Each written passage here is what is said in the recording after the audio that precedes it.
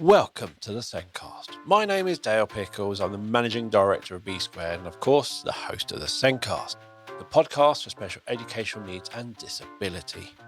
Each week on the podcast, we talk about a different topic within the world of SEND to improve our knowledge, to provide support to professionals working in schools, to empower parents and to raise awareness.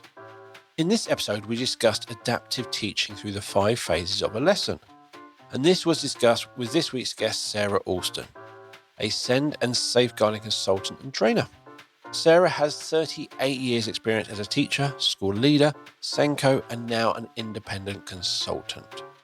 The SENDcast is created by us here at B Squared. We help to show the small steps of progress pupils with SEND make. And we help schools to show that progress for a wide range of abilities and ages.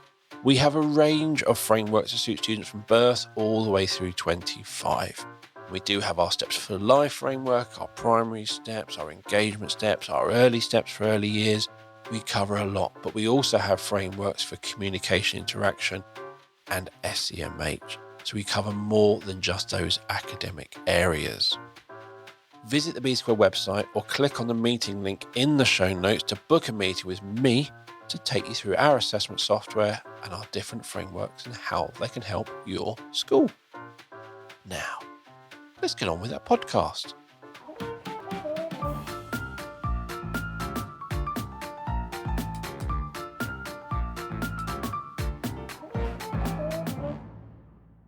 My guest this week is Sara Alston, a SEND and safeguarding consultant and trainer.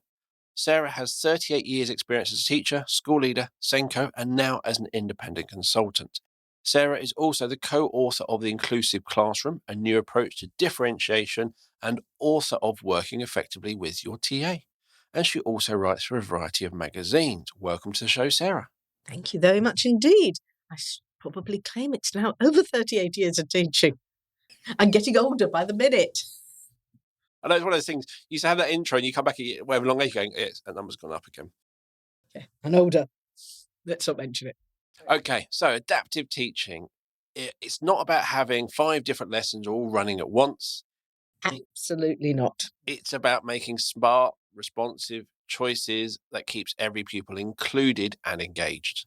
Absolutely. And it is, there were almost 2 elements, key elements in it. It's one about involving and engaging and supporting all the children in the class. And 2, it's about not working teachers into the grave. Yes. Because we got to a point when differentiation meant team worksheets. And actually, they just exhausted everybody and completely ineffective and put the limit on the child. Because you gave them the worksheet A and they had to get on with it. And, some people got, 1 sheet and that was what they got. And whereas that became known as differentiation. In my view, differentiation is about adaptation. It is the small tweaks and adaptations throughout the lesson. And we have ended up with a language of differentiation, adaptive teaching, the various other bits of language. And I almost want to always call these sessions, it ain't what you call it, it's the way you do it. Definitely. And the fact you need to do it. Definitely. And for me, I think, and I've seen people say differentiation is, we're all doing this, the majority of class are doing X, but for you 3, you can't go with it, you're going to do something completely different. That's not what differentiation is. I think that's how some people did do it. And that's when people say differentiation is bad, that's what they mean. And I certainly remember having to give in planning to the head teacher, showing 3 layers of differentiation with 3 attached worksheets. And it was really hard work, really pointless and really limiting. You 3, will do, 5 calculations. You'll write 3 sentences about the dog. Middle group, you'll write 10 calculations and you'll write 10 sentences and you'll have about the dog and you'll have connectives and adjectives. And the middle table, you do 20 calculations and you write 3 paragraphs and you use complex sentences. And the children who in that lower group went, well, I'm sick, I'm not going to bother. The really most able children went, hang on, if I show how able I am, I just get asked to do more work. So actually, I'll hide my ability. And the teacher was just completely on their knees. And it didn't work for anybody. So we need to have something that works for everybody, and recognises that children are not, they have peaks and troughs in their ability. I go back to one of my children who went on to do, well, he's just finished a PhD in history, but was going to be set for history according to his ability in modern foreign languages. Yes. He's not very good at languages, but clearly was an outstanding historian. It took a lot of convincing the school that they might inverse that, and though he was in the wrong set for languages, but the right set for history, which... Yeah, there's some schools have made some really random decisions of these 5 subjects are all linked in terms of ability. They're not, they're linked in terms of timetable. Yes, completely different. That's the thing. I think differentiation to me is about, this is the topic, this is what we're working on. That kind of is the midpoint, and we go up or down as needed. But in that example, you have that just simple 3, low, middle, high.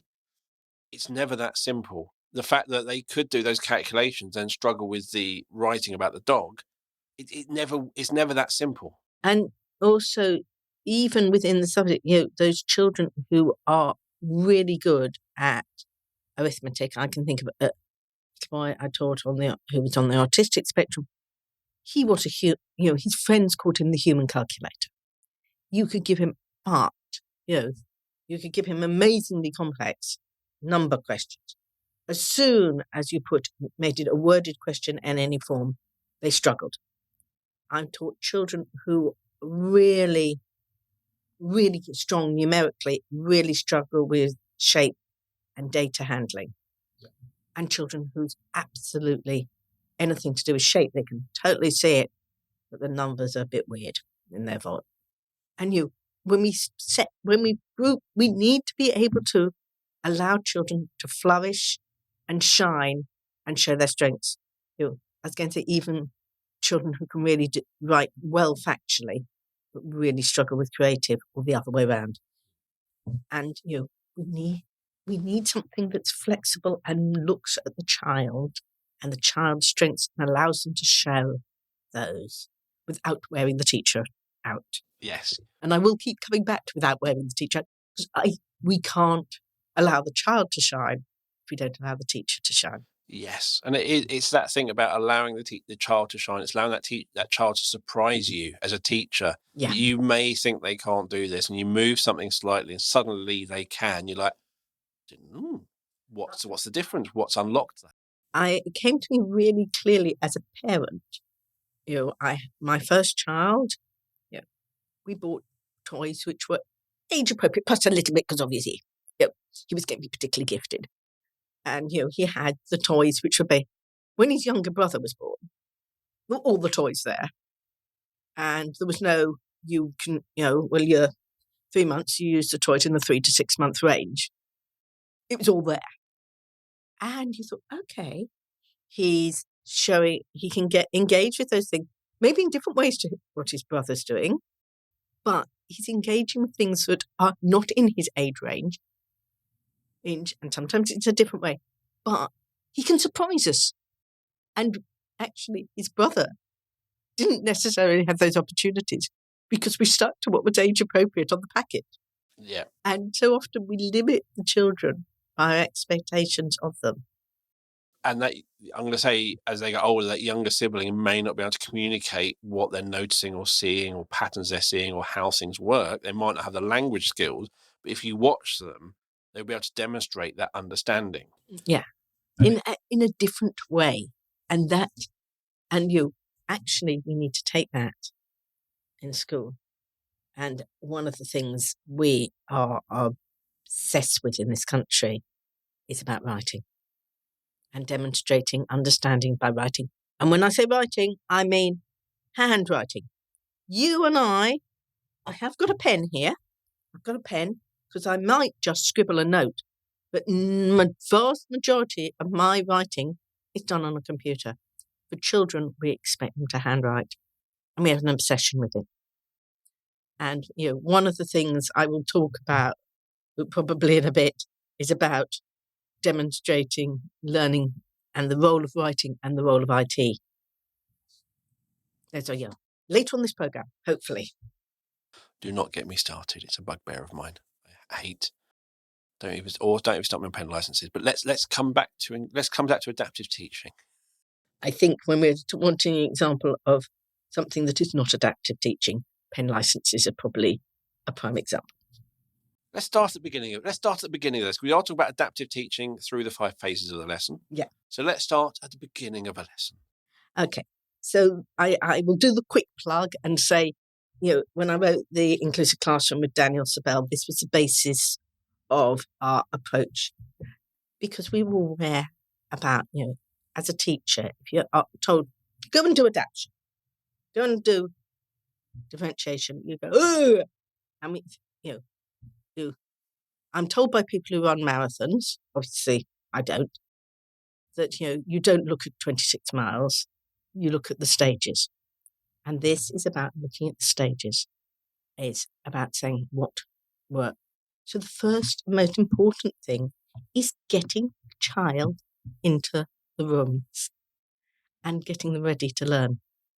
And, we all know if you prepare well, you are going to, succeed. And we need to think really carefully about that. And there's an element we cannot control, but we can be aware of, is the child does not arrive in your classroom as a blank page. Yeah. They will have experienced, things that have happened on the way to school, at home, in the previous lesson, in the corridor, on the playground, in the dining hall, depending on what. And you've got to be cognizant of that. And you can't take that experience away. You may not be able to change it, but you can respond to it. And I mean, it's a classic thing of, the schools, they haven't got a pencil. They're not wearing the right uniform. For some children, the fact they turned up at school, let's celebrate and respect that and thank them, because that's been huge. We know we've got a growing rise in emotional-based non-school attendance. How much, is that about us not accepting that when children, they've got things that have happened. Let's, and we can't always deal with the fact that actually they haven't, that there's been a row at home. We can often deal with the fact they haven't had breakfast. Yeah. We can deal with the fact that they haven't got the equipment. And that, how do we respond to the fact they haven't got their equipment? Do we put them in exclusion? Do we shout at them? Or do we say, here, borrow a pencil? And do we have to be told there's an issue at home? Or can we just deal with that child in front of us and respond appropriately as you would in any other situation? And so one of the things I think is really important is getting that entrance to the room right. Really feel that for a teacher or sometimes the TA be at the door of the room and meet and greet the pupils. Hello. It's making the child feel welcome, making them feel wanted, but also it's really important moment of assessment. How is that child? Are they ready to learn? I go back to one little boy who I taught for many years, and very often he needed what he and I called a getting ready to learn walk before he came into the room, which meant everybody else came in. We had a routine. He did 2 long corridor. He did 2 up and downs of the corridor, and then he came in. But that just de-stressed, and he had that time quiet. He could then come in. There will be some children who need to come in first. With some, this isn't about lining up in alphabetical order. This is some children will need to come in because they need the room to be quiet when they come in. There's some children who need everybody else to be settled before they come in. And so that meet, that greet, that moment of assessment, and having the teachers to have the autonomy and the confidence to act on that assessment And it might be actually saying to a child, have a quick walk. Actually, sit and read your book for 5 minutes. Here's a word search for you to get on with to calm you. So, and then when you get in, starting lessons the same. So they know what they're coming into. Seating plan. I know where I am going to sit. I'm not going, ugh. Where am I going to sit? I know where I'm going to sit. You know what, I love what schools tend to call morning slides, but you can use them at the beginning of any lesson. They don't have to, where in, it's got that routine, get out, what to get out, what to do. I'd like you to take the piece of work that's on your desk. I'd like you to collect a piece of work. I'd like you to look at what we did in the last lesson. Whatever it is, so they know, and it's the same each time. Very easy for teacher, because you just dump the slide on the beginning of each of your set of slide packs, and you adapt it if there's a change. Obviously, visual timetable. What's going to happen in this lesson? What's going to happen in the day? And, yes, it said, they were told it was maths at the beginning of the day. What's this lesson look like? One thing I think with secondary, it might not be age appropriate to stand and work them in the classroom or standing at the door. However, you probably shouldn't be doing your own thing. It kind of just while they're coming in and just doing your own thing and ignoring them all. You should be observing, because that is, as you said, that's your assessment of, okay, something's not right. I actually find secondaries are better at greeting at doors because they tend to line the class up before they come in and get everybody lined up before they come in, and then stand at the door as they come through. Ooh, because they have to wait for the teacher. So actually, I find secondaries often better than primaries where there's a soft start and they come in over a 20-minute 20-minute period. But I think whatever it is, it's that. And it's not, there was a thing, particularly prior to COVID, of American and Australian primary classrooms where the children would choose a hug or a high five or a handshake. No, that's not what I'm talking about. I'm talking about hello. But it's that observation of, even if you don't do that, but just be able to sit there and just watch them come in. Are they coming in how they normally do? Is there a change? Is there a difference? Is two friends now not talking to each other? Yeah. It's just a nice, simple observation piece that you can do rather than you ignoring everything. You're focusing on what you're doing. You look up, you do your normal thing, you do say something, it goes wrong. And I think part of that is also setting up reasonable expectations as you come in the room. Yeah. Actually, there's schools where we will all be silent before we come into the room. It's setting yourself up to fail. Because actually, a child who wants to wind the teacher up makes a subtle noise and you can't work out where it's coming from. The polite child who's bumped into somebody else and says, sorry's ruined it. We want them quiet. We want them calm before they come in the room. But let's be sensible.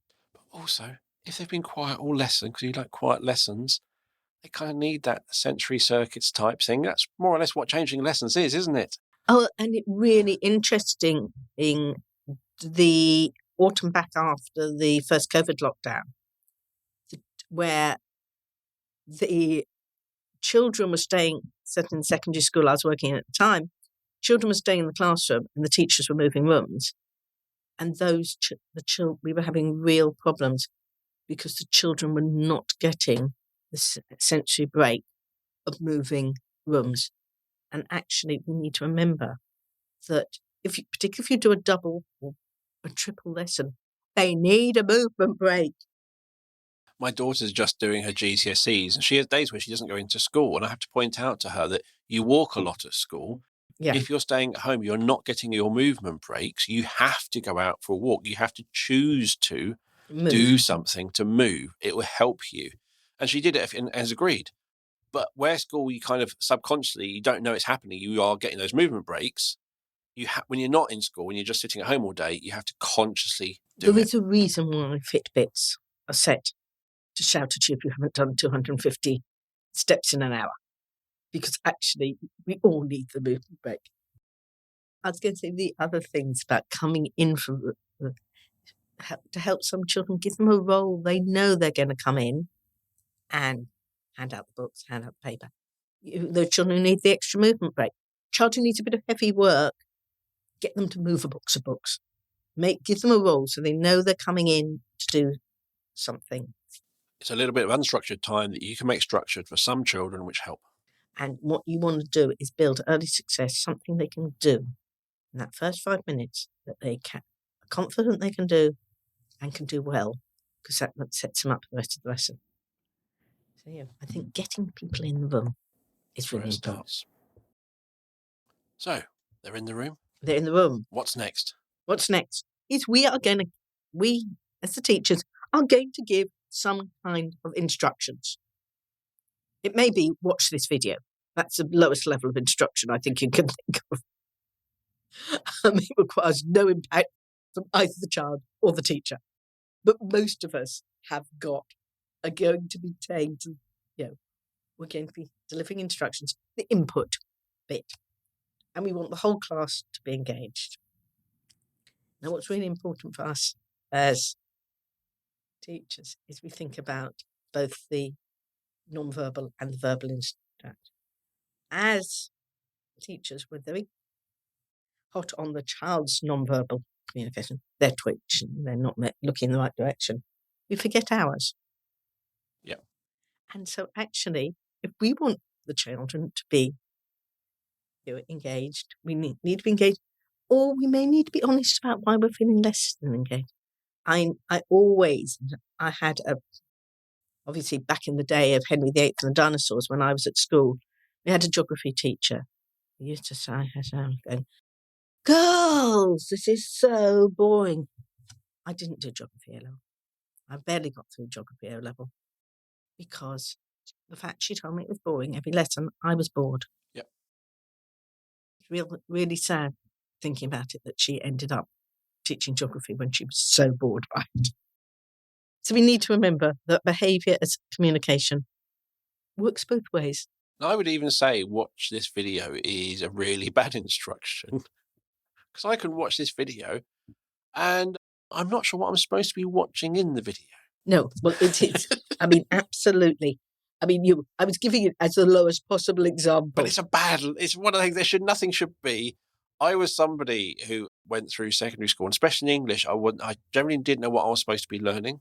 I'm reading a book. What am I supposed to be getting at? I never knew. So making your communication effective. Actually being clear, what do you want the child to do? What do you want them to learn? And those may be separate. Yeah. Because actually you are watching this video to learn.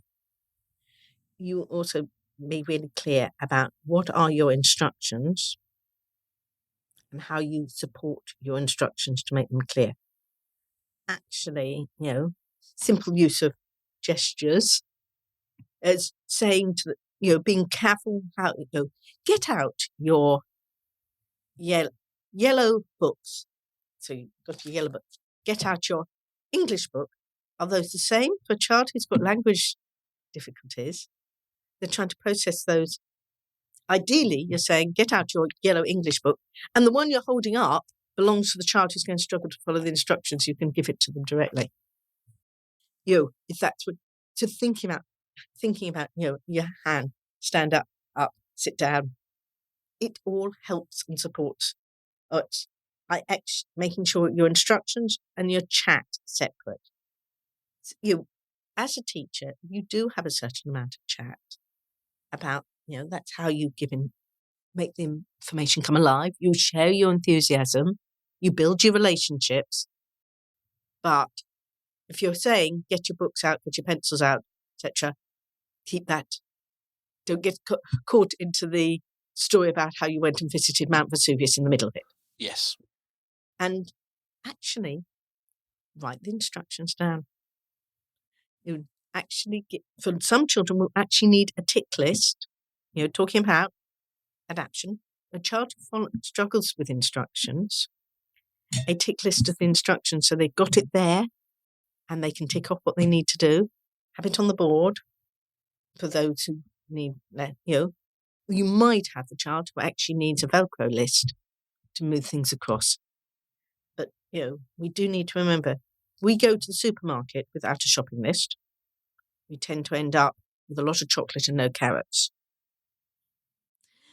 If we're asking children to remember lists, when that's what instructions are.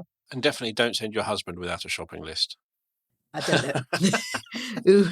I think both sexes are more than capable of coming back with the chocolate and not the carrots. But it's about actually how do we make those instructions clear? And there's all the stuff. If you're using teaching slides, don't make them too busy. Don't put on pointless pictures because you like them. You've got an illustration, it's got a purpose. Think about the colour of your slides. And this isn't just for dyslexia, but for actually children with migraines and things. Actually, white on background with black print, slightly coloured background will help children. As somebody who's dyslexic, I went last week to a castle in Northern Ireland. Beautiful displays. Completely unable to read them because it was a light brown print on a light green background. As a dyslexic, I couldn't even differentiate the print. Wow. Sometimes you do think it looks nice, but actually, does it work? And actually, what you want is something that works. Yes. You're also going to be asking questions as part of this process. Thinking time. As teachers, we get really frightened of silence. Actually give children time to think, time to process what you said, and shut up. Let them think before. We don't respond well when somebody's going click, click, click. What's the answer? You go, and so often I see children go rabbit in headlights because they're being pushed for response. I think the uncomfortable silence. Yeah. Generally, a silence is often uncomfortable. Sometimes uncomfortable for only one person, which might be the teacher asking that question, then worrying about can the child answer, starts worrying, and then interrupts the silence.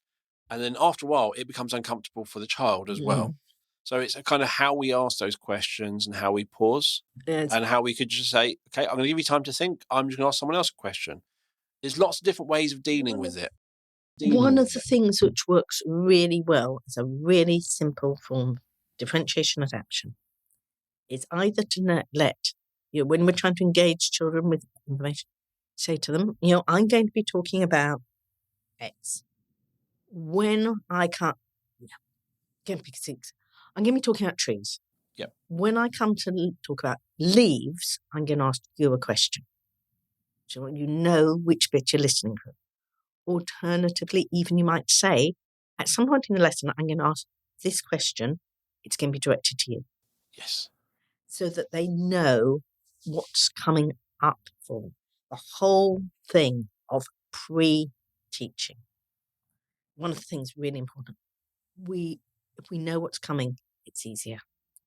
In this lesson, we're going to be doing, we've done lots on learning objectives and all this kind of thing, but actually a bit of real pre-teaching. 3 key words, 3 key bits of vocabulary you're going to need. And you may be doing that at a whole class level. Yeah. You may be doing it for a particular group. You may have a group who need that pre-teaching, those 3 key bits of vocabulary supported by a visual. It may even be that they have got their visual and they're listening for leaves, and they've got the visual, and when they hear that word they're listening for, they show an adult visual to show they're engaged with them. So it's making it accessible. And also I was going to make a really simple thing. Make sure the information's near enough for people to see.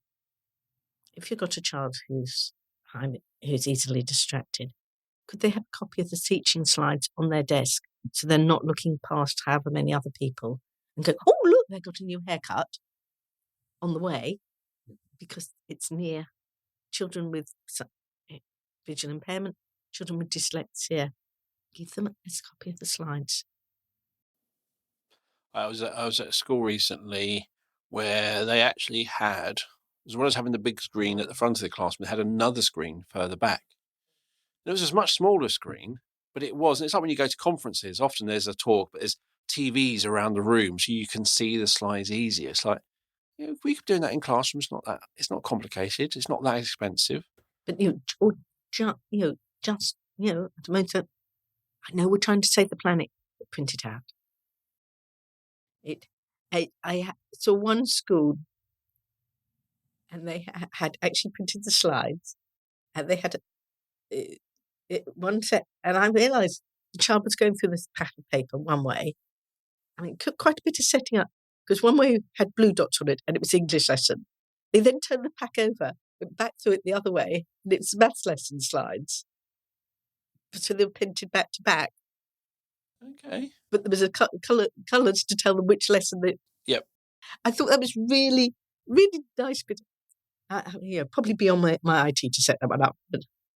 And I know you wanted me to talk about input and the children who are not accessing input. Because this is the sort of thing, when we talk about that kind of, you're starting off, we're going to be doing this. We talked about right at the beginning, before we even started recording, like you're doing 3-digit addition with most of the class, but you've got some children who are going to be doing number bonds to 10. Yeah. And this is the point where you are going to differentiate.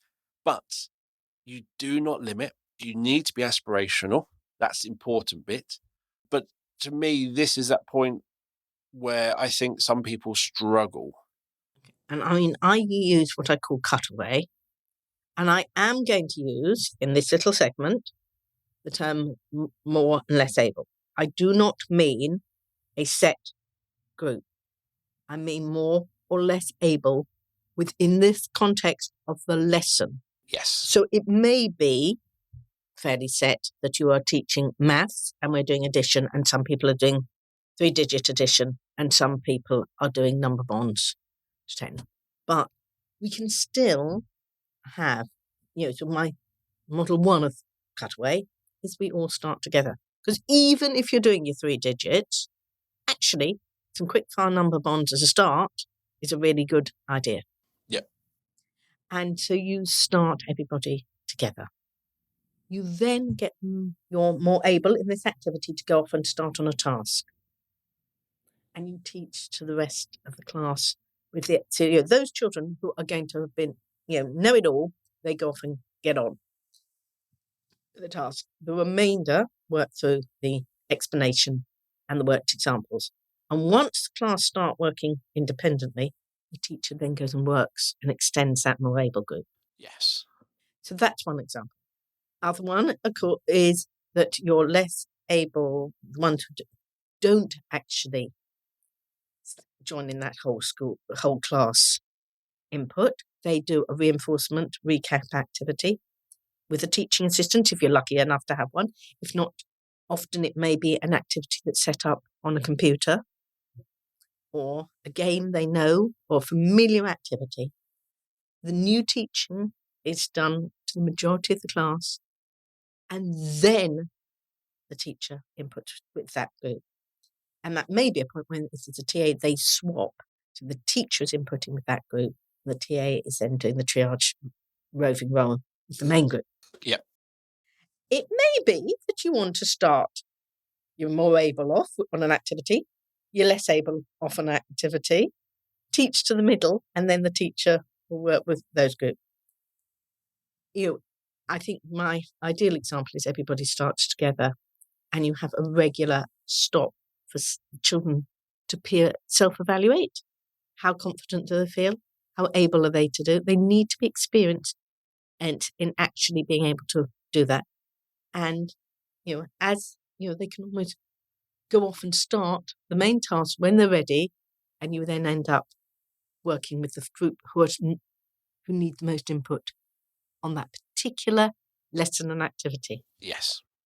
And with adaptation, I think with the government talking about it and various things about difference between adaptation and differentiation, but the way they talk about it is adaptation happens in the moment, and it's about reducing teacher workload. So you're not doing loads of stuff before the lesson. You kind of go into the lesson. That's the middle bit. You go up, you go down. You're adapting it on the fly. You may have little supporting bits for the less able in that. You kind of little bit, so it's easy. It's tweaks and adaptations within the lesson, and it's responding to the individual. So I mean, when I look at once we've got the children working, I look at the differentiation, the support coming in 4 areas. In support, how do we support? What level of support do we give them? What are the processes we're asking them to do? What is the outcome we're asking them to produce? And how are we assessing that? Yeah.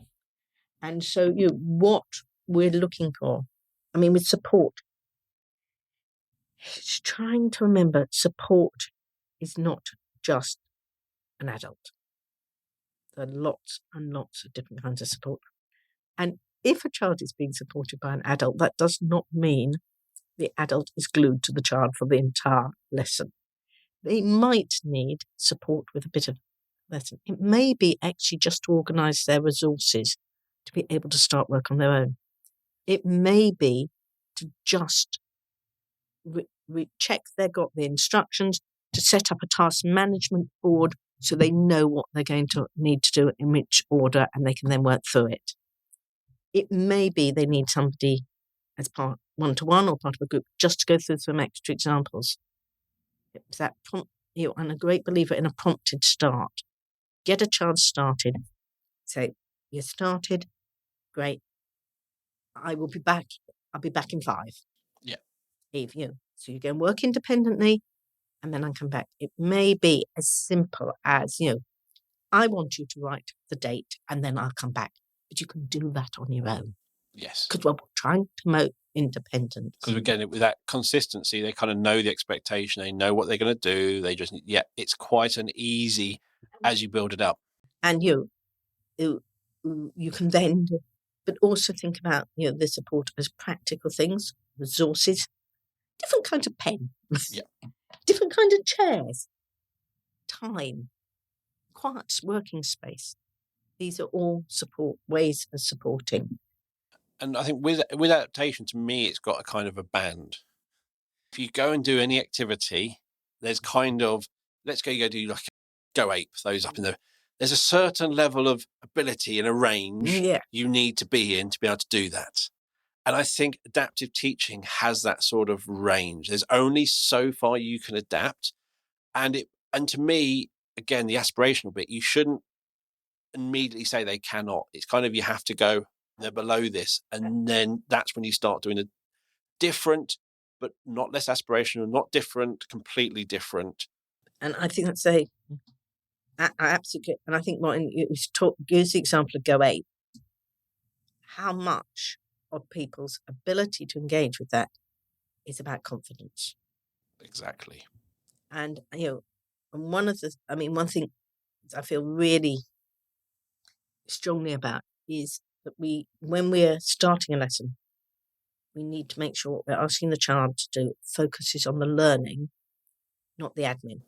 Yes. If you have a child who struggles cognitively, struggles physically to write, and you're saying to them, we need you to write a date, a title, etc., etc., actually they can have used all their energy on that admin and they never get to the learning. The classic example, I know I always use it, is the lesson where the learning is about interpreting data on a graph. And how do you start the lesson? You ask the child to draw the graph. Is that about interpreting the data? No, that's about actually physically being able to draw a graph. There are some children who will never get to the learning because they're still trying to draw the graph. Which do you want them to do? If you want them to interpret data, give them the graph. Don't get them to draw it. If you want them to draw a graph, brilliant, fine. But so we need to separate the learning from the admin. We need to think about the child showing the learning in a way that works for them. That classic thing, we're going to write a poem about something. Is our learning about whatever we're writing the poem about, or is it about writing a poem? I always hated having to write things in poems. I also hated the thing where you had to pick a word and write down the side, and you just literally, I have loads of things I want to say, but you're limiting in how I can say it. Exactly. And actually, what is your learning? If your learning is writing a poem, does it matter what you write it about? Actually, if your learning is about a poem and the thing that makes a child excited is guinea pigs or roadblocks, they can write they can show their skills about poetry writing, are writing about one of those. Yes. If we're actually saying we're learning about autumn, then they can show they're learning about autumn with a PowerPoint or a fact box. What is it that this is this process. What is it that we actually want them to learn about? And are we giving them the support and the flexibility and the adaptation to show the learning the way that's appropriate for that child? I would also absolutely, I'm going to go one more, is don't ask children to copy. This is about I'd already said about our obsession with handwriting. If a child is working with an adult, if you're lucky enough to have one in the classroom, or they have shared their sentence or their idea and you scribed it for them, why is they have shown their learning, they've shown their understanding. Why are they being asked to copy it into their own handwriting? No comment at all. I know that sometimes we want, let's be honest, we want them to engage with that process a bit more. We want to keep them quiet while the others. I'm a great believer in a cut-up sentence. You write it on a strip of paper. Loads of those strips of paper are available easily in classrooms, because when you trim the worksheet to fit into the book, because the books and the A4 paper are not the same size, you've got those little strips of paper, write it on there, cut the sentence up and get the child to stick it in reordered. Yes. They're engaged with it. There is a certain way of how we assess is defining things. And with the assessment, to really do adaptation well, or differentiation, whatever you want to call it, for those who are less able in that lesson, or less able overall, whatever you want to, you need to know them. Yeah, just saying they're working towards, you're not going to be able to plan effectively or even think about how to adapt anything to really meet their needs. You need to know what they need adapting, where they're working, what they're going to achieve, what the outcome is going to look like for you to do any of this. Working towards is one of the most unhelpful phrases in the entire of education. It does not tell me. It tells me they're working towards something. It doesn't tell me how far they're off. I'm still working towards my PhD. I haven't started it yet. But nor have I. I haven't even been to uni yet, but therefore I'm still working towards my PhD. But it doesn't. No, I'm working towards Aberdeen. It doesn't tell me whether I'm in Portsmouth or just on the outskirts of the city. It's a useless phrase. It doesn't help anyone. Anybody. What we need to know, and we also need to know that it isn't, it varies from day to day, and particularly with our children with social emotional difficulties. What they can do one day may not be the same as what they can do on another day. And actually, we need to have that flexibility. That's why that assessment, when they come in the room, is so important. So, I think these whole things of thinking about the support, the whole issues with supporting children with distraction, thinking about where does a child sit in the room? How do they sit? Do we actually allow for some children to stand up or lie down? Okay, that's very difficult in a secondary classroom. But actually, you have a child who wants to stand for some of the lesson, put them at the back of the room. We've got children who absolutely sitting by the window, it's a disaster because they just look out. Yep. We have some children being by the door is really difficult. We also have those children who are always hot, always cold, and your classroom will have its microclimates. There are those children who will bless you and love you forever because you put them near the radiator. There's some children who will not learn a single thing because you put them by the radiator, and all they're doing is trying to manage their body temperature. It's all about knowing each other and listening to them and giving them options. There are going to be those children, I'm still one of these people, who I always sit at the back, not because I'm naughty or anything else, but I like to move. Yeah. And I may stand up, I may stretch, and I don't want to distract anyone. And I feel if I sit at the front, I have to be this model student who sits there perfectly well, and I'm just uncomfortable and focusing on not moving. Whereas if I was at the back of the room. And you're using all your cognitive energy on not moving. It's why, the whole issue we alluded to before we came on air, of the whole issue of the fiddle toy. Not a fiddle toy. It's a fidget object or tool. You were saying a focus tool. Yep. It is something to help you focus and learn. I'm amazed when I talk to groups of adults. They all fiddle, they all move, they play with their pens, they play with their paper, they play with their phones, they twiddle their fingers, they suck their fingers. It's amazing how many adults, if you're speaking to a conference, are chewing their fingers. We set children a higher standard for how they're supposed to behave than we can achieve as adults. Let's actually recognise and teach children to be able to, use their fidgets and as a tool to help them focus. Whether it needs to be a labelled object. I think the best little object is a pen, bits of blue tack. I love a closed peg. Yep. For a lot of children, particularly in primary where they don't move, a bit of Velcro on the underside of the desk they can rub their hand across. But I think a fidget toy or focus toy, whatever you want to call it, is about a personal occupation. I don't want the word toy. It's a toy for your mind. It's not a toy for your body. It's a toy for your mind, fidgeting it, playing with it, exploring it. Not because, and this is word, the boring, but to that student, whatever's going on is not occupying their brain. And that is a choice rather than what's going on out the window or something else. It's a controlled choice which allows them to concentrate. And it does. And then I think we need to think about, talked a bit about how does the child communicate their learning? And I was going to say, not just writing. Think of all the different ways children can communicate. I'm not suggesting we have an entire class communicate their understanding of Newton's laws of gravity through interpretive dance. I think that's probably not a great idea. But we need to think of alternatives to screeds of writing. We need to make and one of the things I get endless reports as a SENCo, the child needs to use IT. IT is amazing. It is phenomenal. Yes. It is not a magic wand. And in order to use IT effectively, the child needs to be taught how to do it.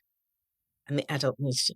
And using IT, if you can't recognise your letters, can't just match upper and lowercase letters, have trouble physically getting your finger onto a key, you need to actually, it's voice activated software, but it's really difficult to use in classrooms because other people are speaking or the person speaking is disruptive. So you need to actually, for the majority of cases, be able to type.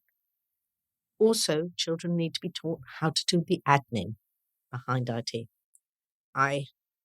The little boy who I taught, lovely boy, very good typist, but he could not get that calling his files endlessly, Finbob XX, Finbob XXX, Finbob, etc.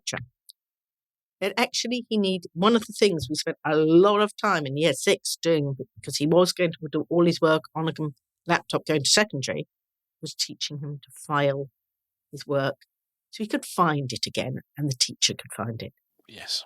And, we need to remember children need to be taught that. In the same way you have your coloured exercise books, you have your folders, and you kind of help them explain it and take them through it. But also, you can't just go if they get it wrong once. It's going to take time to bed in. It's going to take time. And the more they use it, the more they're going to start to rely on it, which is what we want, it means they're kind of going, oh, I can do that, rather than how do I do that? Oh, I've got the laptop. And it becomes automatic. I don't need to stop and think about typing. I was taught. But if you're trying to write and you're still trying to think how to type, you're not going to write very much because you're trying to think how to type, trying to find the letters. And writing's a really complicated process. Now, one of the things we talk about how people show their learning and knowledge and all that. You might have somebody going, but I need to see it's written down. I need to see that's wrong. Yeah, that's where I think a lot of schools get stuck is someone's demanding it has to be in the child's handwriting. It has to be in their books. If it's not in their books, I can't see it. We can't. I went into a school where children were copying the sentence off the board to go into their exercise books. In today's lesson, we did drama to show this. I'm thinking, hang on. And I said, why? What do you do? Well, Ofsted might come and we need to prove we did something in the lesson. There's this amazing invention, it's called a camera. Take some photos if you really need something to stick in the book to show they did drama. But don't get them to write down that they did drama. That's the thing. It's that sort of the accountability side, the fear, the assessment, the proving is becoming the priority over. It's not about that. We're losing sight of the learning. Yes. What it is, that whole thing we started at the real beginning, what the child does and what the child learns. And we need to be about learning.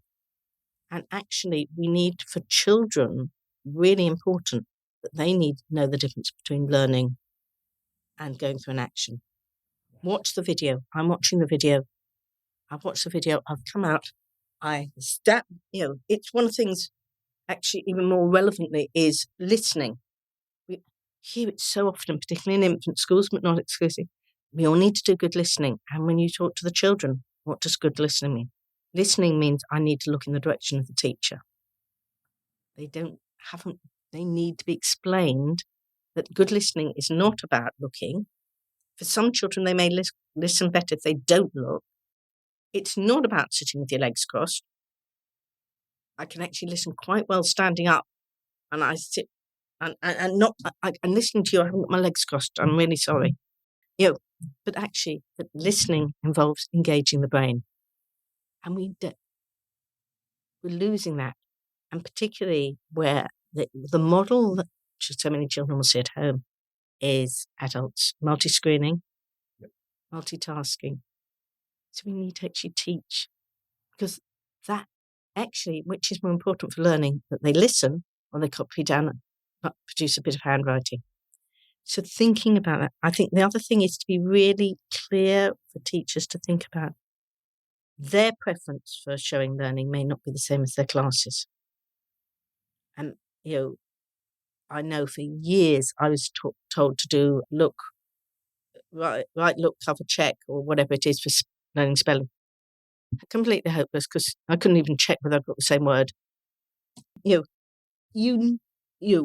works for them, and don't think, oh, well, I'll get them to draw a picture. And some children don't like drawing pictures. Those children who struggle with using pens, don't ask them to. They're not going to. Doesn't become easier when they draw than for writing. Yes, and I was going to say the other thing with that is think about the children who actually need just support getting started. Because they may be able to go, but that blank page is scary. But say writing a story, writing an article, drawing a picture is that blank page, and it's that help with the structure. You can ask me lots of questions. I'll give you all the answers you ask. But ask me to create how to structure that all on my own, I'm going to struggle. But if you give me some tips on how to start, or why don't you do this, I'm like, cool, you've given me an idea, I'll fill it out. I mean, there was a real fashion in probably the 90s, early 2000s for writing frames.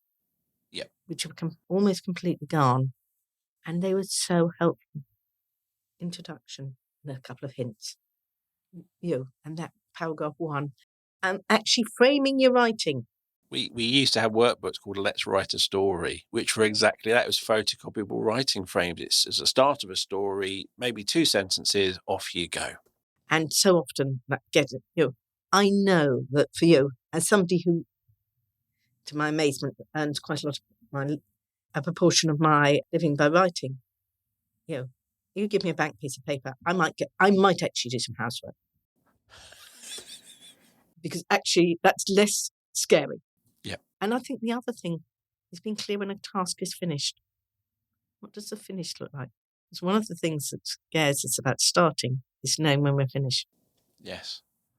And I was going to say one thing is if a child has supports in an intervention group, make sure they get them in the lesson and the other way round. Yes. Because so often they go into the intervention group and they use manipulatives in maths. They come into class, they're asked to do the same thing. Different, yes. But not given the support. So, we've talked a long while already. And Yeah. one thing I know you wanted to make sure we covered was the last 5 minutes of the lesson. Yeah, and I will also just very quickly say, we also need to think about groups, but that we may need to leave that for another day. But I think it's the ironic bit of anything when I talk about the 5 phases of the lesson. I always think the last 5 minutes is the most important. It always gets squashed. Yes. I know you want to go literally, we're running out of time, we're talking for ages, we need to get some time in. Because that last 5 minutes is the bit we focus on least as teachers. But it's really important we get it right.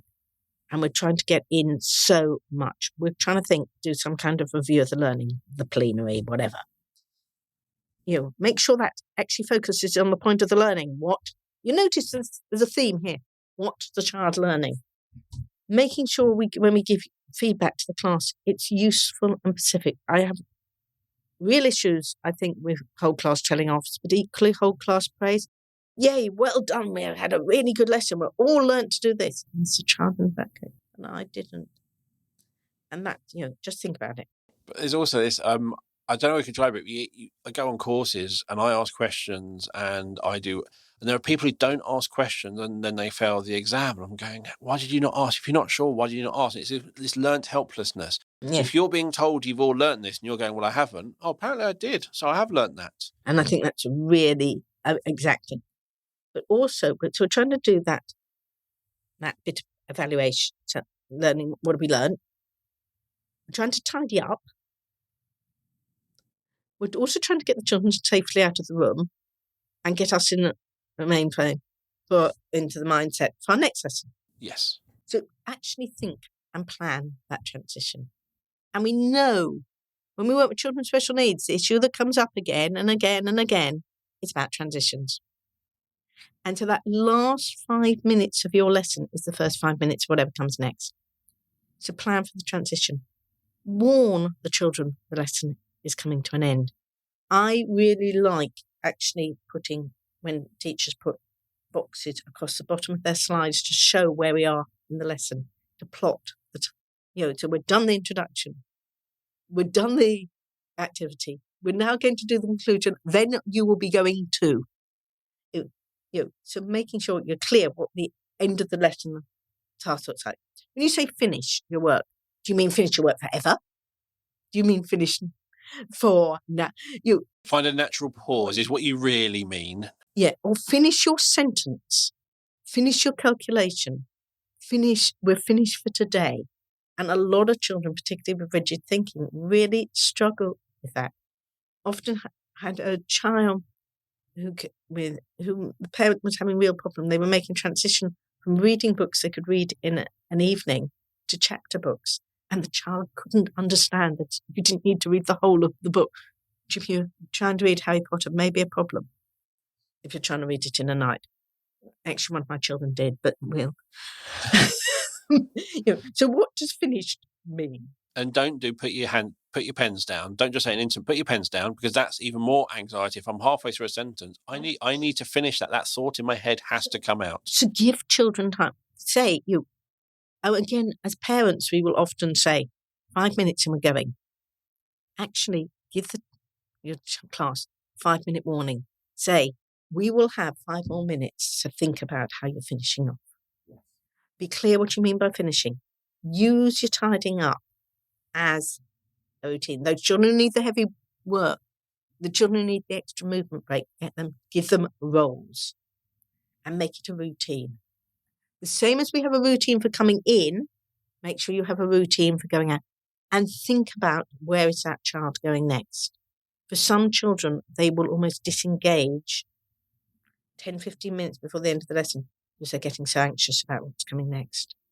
And that child who is really worried about the transport, really worried about going into the dining hall, knows they have got PE next and they always struggle to get changed on time.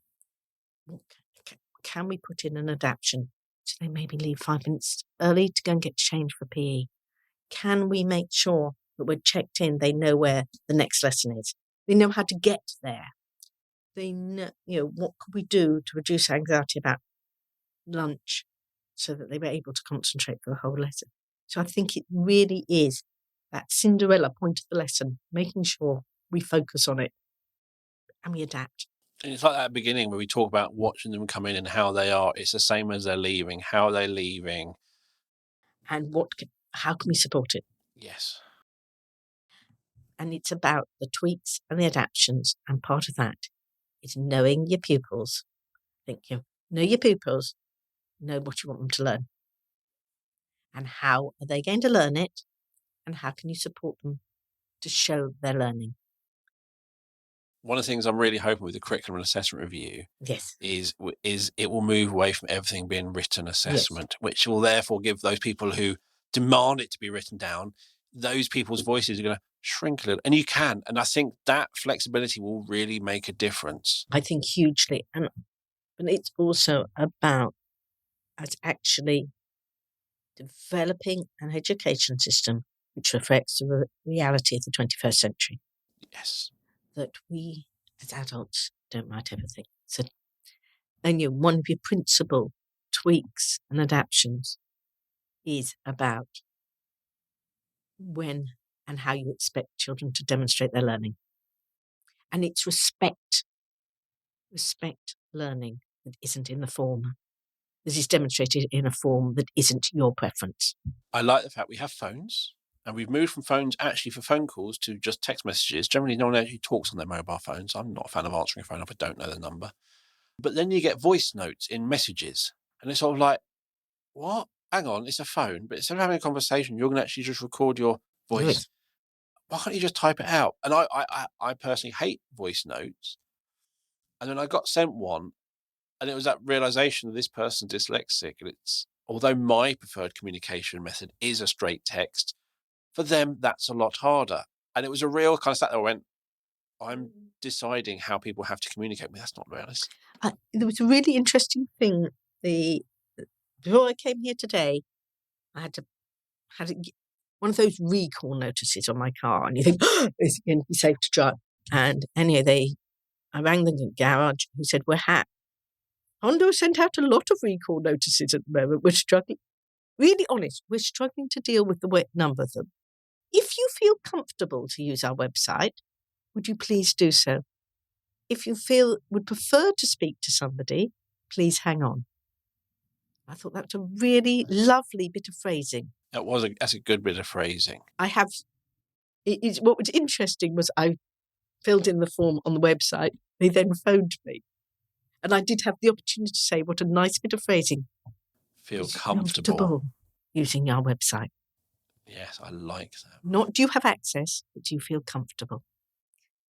But it is that we all communicate differently for various reasons. And as adults, that's perfectly acceptable. But for children, we don't allow that flexibility. And I haven't really talked about the group working. No.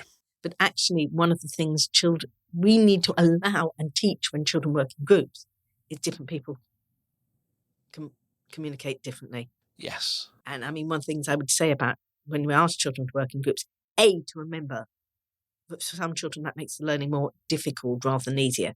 And do we want them to learn to work in a group, or do we want them to do the learning? We want them to learn in a group. Let's focus on teaching them to work in a group. If we actually want them to focus on a key bit of academic learning, give them the option to do it on their own, because that may be the better way of learning. And I think for that to really work is you almost have to, the first few times you're working in the group, actually what you're learning or the topic or isn't important at all. The part is you're learning how to work as a group. If you go straight into, you've got to work as a group, but this is the outcome and you have to get to this outcome, then... But it's also about giving children roles. If you actually say, what is your role in the group? What are the different people we need to do in the group? I think that's really, consider children's social interaction difficulties. Is also, remember, for a lot of children with academic difficulties, it makes those difficulties much more visible to others. Yes. I'm always amazed when I'm working with adults and I do the dreaded thing with the large sheet of paper, brainstorming your ideas. All the teachers go, oh, my handwriting, my spelling. And then you're thinking, hang on, you're professional teachers and you are anxious at this point because you feel exposed. But you're the adults. Imagine how your children feel. And I think that's, But it's that sort of thing. Is I think if you teach group work and not really care about the outcome, actually what you're caring about is, has everyone contributed? Has everyone been heard? Has everyone been valued? Has everyone been listened? That's the outcome for your first maybe year's worth of group work. Yes. And then after that, you're going to do better. But it's actually teaching people to work in groups, and that's a skill. Yes. Cool. I'm going to wrap it up. I know we could keep talking for a long time on this, and there are bits I want to say, but I think we've got the cover. Is knowing your children, personality-wise, where they need that support, their ability, everything. You need to know them, and you're going to struggle if you don't. Differentiation is not doing something completely different. It's about, you have to be aspirational and you want them included. So therefore, you cannot do different topics. I know I've heard of schools who do, for children in year 6 working at year 1, they do the year 1 topic for that child. That's not inclusion. They should be doing the year 6 topic At the year 1 level. At the year 1 level. And so yes, we're learning about Romans, but we're doing something different about Romans. We're including them, we're valuing them, but you're not going, and they may well find that child, that excites them, that interests them, and they can do more than you think. And it's not about just setting completely separate work. Maybe you give it to the TA and go, right, you lot work on that, well, I'll do the rest. It's inclusion, everyone together as much as possible. And I like that. And generally, you can set the more able off on a quick task while you do the more discussion, more instructions, more support for those who need it. And remember, the more able in one situation may not be the more able in another. I think most schools, I think you used to have in primaries, they used to have these quite fixed top, middle, lower. Yes. I don't come across that very often anymore, which is a nice thing to see. It is. I think we're making progress. We're working towards. We're working towards inclusion. We're working towards inclusion. Some of us are getting further than others. Yes. Thank you for coming on the show today. Really, really enjoyed it. You will find Sarah's contact details in the show notes. And you also find links to Sarah's books as well. Should I do the quick? You can show everyone your book. Okay, you've got to speak. There we go. There you go. Go to the advert. And you'll find the show notes, as always, wherever you listen to the podcast or on the website. If you want to get in touch, let us know your thoughts, suggest topics or anything else, please send a message to us via social media or send an email to hello@theSENDcast.com. The SENDcast is created and produced by us here at B Squared, and we help to show the small steps of progress pupils with SEND make. We do not use the term working towards. We help schools to show the small steps of progress for a wide range of abilities and ages, and we have range works to suit from birth all the way through to 25 with our Steps for Life framework that assesses functional academic skills, employability skills, and life skills. But for the most complex learners working with the engagement model, we have our engagement steps, and we have lots of frameworks in between, so it will help you learn about your pupils. Visit the B Square website or click on the meeting link in the show notes to book a meeting with me to take you through our assessment software and how it can help you. So thank you for listening. We'll be back next week with another episode of the SENDcast. It's goodbye from me. And goodbye from me. Or goodbye from him in good 2 Ronnies style. Good old 2 Ronnies. Bye, everyone.